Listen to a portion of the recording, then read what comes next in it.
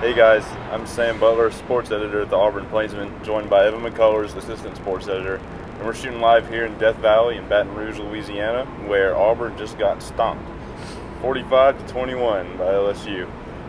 Not a whole lot of positive to take away from this game. LSU just kind of came out and put the beating on Auburn.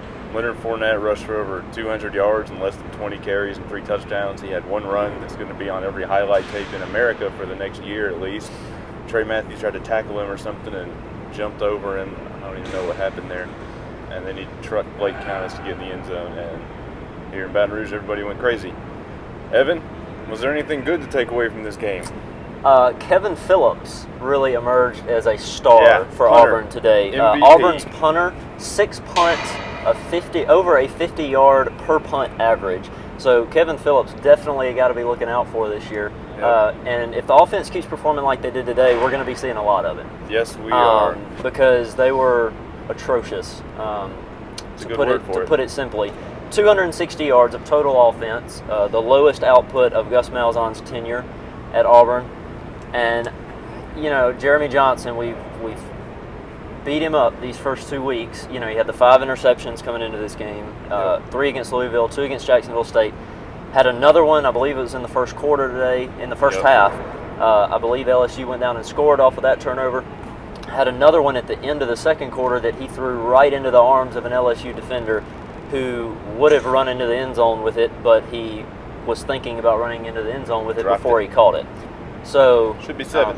Still some bad decision making by Jeremy. He did throw a touchdown to Duke there at the end while we were coming down to the field. He did, I didn't get to see that because we were on our way down. But first one for Duke of the year. And that's another thing. Duke really has just been non-existent in the offense, and that may be a product of Jeremy's struggles, not being able to get him the ball. But Gus said after the game that it's 11 guys on offense, and no one is coming through right now. Gus just kind of after the game, Gus just came in there and said basically we got our butts whipped. He wasn't mincing any words there. He knew that they just got destroyed. And last week, when Auburn squeaked by Jacksonville State, he stood by Jeremy Johnson as his quarterback and wasn't willing to deviate from that at all. But today, he said they were going to go in and evaluate the quarterback along with every other position. So next week we could be looking at Sean White or Jason Smith or we don't know. Who knows. Jonathan Wallace, Lord, I hope not. But we never know. That did not have good results in 2012, but we will, maybe he gets a shot here, maybe not. But, I don't think the quarterback play could be much worse at this point, just to be honest. But, Gus had a good point because he said it's 11 guys, and it is. I mean, it's, the whole offense. I think Jeremy was sacked 3 times today. The offensive line wasn't opening any holes. Didn't get any push at all. So, it's 11 guys. He said the timing was off with the receivers, so that may be some on the receivers, some on Jeremy. But it's really a debacle right now on offense. They just haven't been able to get. Melvin Ray said it after the game when we were talking to him. He said we haven't had rhythm all year. I mean, it's been lacking. And then on defense, gave up over 400 total yards again. They haven't 400 yards rushing alone. They haven't given up under 400 total yards in a conference game since they played LSU last year when Auburn won 41-7 back at home. And something that Brian Matthews pointed out up in the press box a little while ago, he said that Auburn has now given up 810 rushing yards in 3 games. 810. 810. That number's brought to you by Will Muschamp, the highest paid assistant in college football. Yep. We haven't seen the products or the returns on that investment so far, definitely. I have stood by the defense thus far because I thought, the offense with the offensive struggles, that the defense was on the field a lot and that they were giving up a lot of yards but not many points. But the yards become problematic when they do become points. And today they became points. That's what happened. 45 of them to be exact, against LSU, and you cannot win giving up, and especially the way LSU ran. I mean, we knew how good Leonard Fournette was, but I don't think anybody expected that type of performance from him.